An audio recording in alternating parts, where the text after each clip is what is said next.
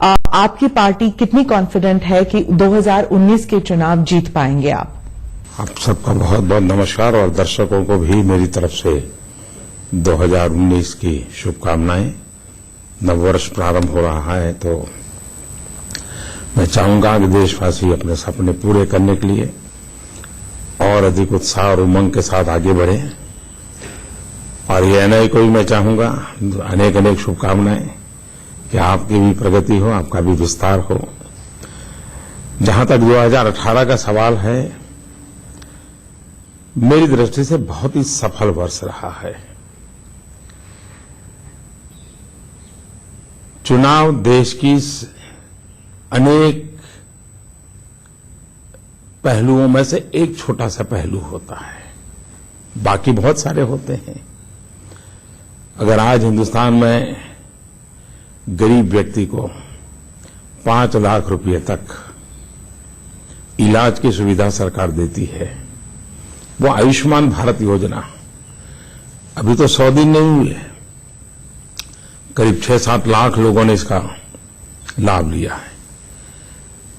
इतनी बड़ी मात्रा में लोग अपने 3-3, 4-4 साल से बीमारी झेल रहे हो और आज अगर उसको मुक्ति मिलती हो तो मैं उसे कैसे असफल मान सकता हूं। मेरे लिए तो सबसे बड़ा संतोष का विषय है।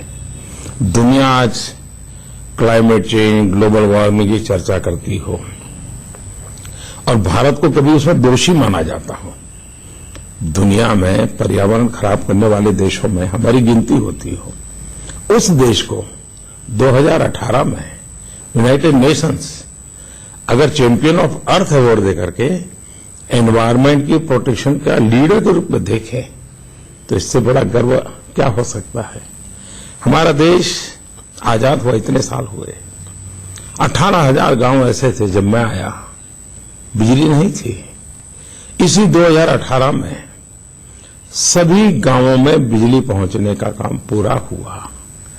ये सफलता नहीं है तो और क्या है।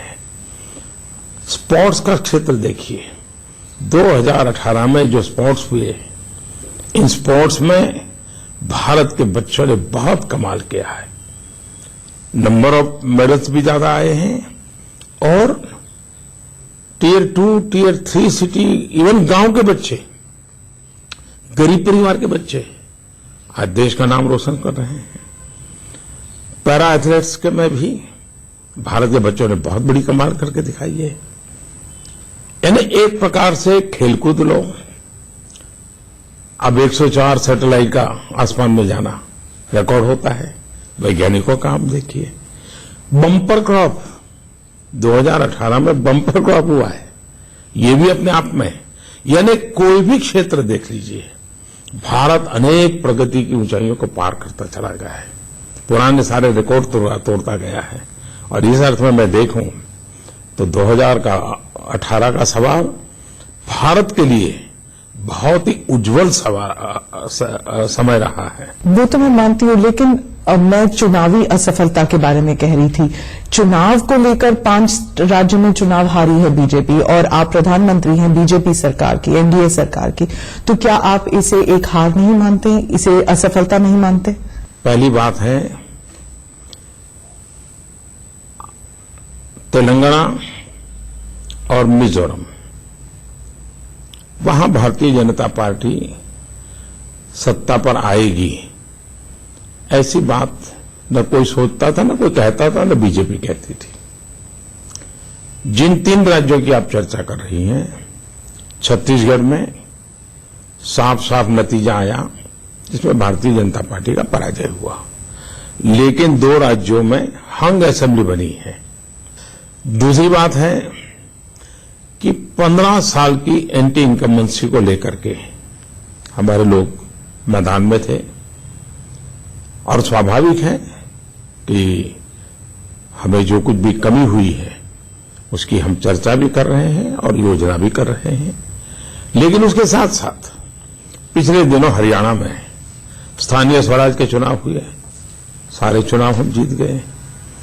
त्रिपुरा के अंदर 90-95% विक्ट्री हमारी हुई। जम्मू कश्मीर में 74% पोलिंग हो और भारतीय जनता पार्टी और भारतीय जनता पार्टी के साथ जुड़े हुए लोग चुनाव जीत करके आ जाएं। सभी पंचायतों में 30-35 हजार लोग विजयी होकर के आए। जीत और हार यही एक मानदंड नहीं होता है। आप वोट शेयर और सीट के बारे में कह रहे थे। जहां जहां आपने कैंपेनिंग की इन इलेक्शंस में, वहां पर वोट शेयर जो है सीटों में तब्दील नहीं हुई और कुछ राजनीतिक विशेषज्ञ और मीडिया कह रहे हैं कि ऐसे लग रहा है जैसे मोदी वेव या मोदी मैजिक कम हो गया है या फिर नहीं के बराबर है।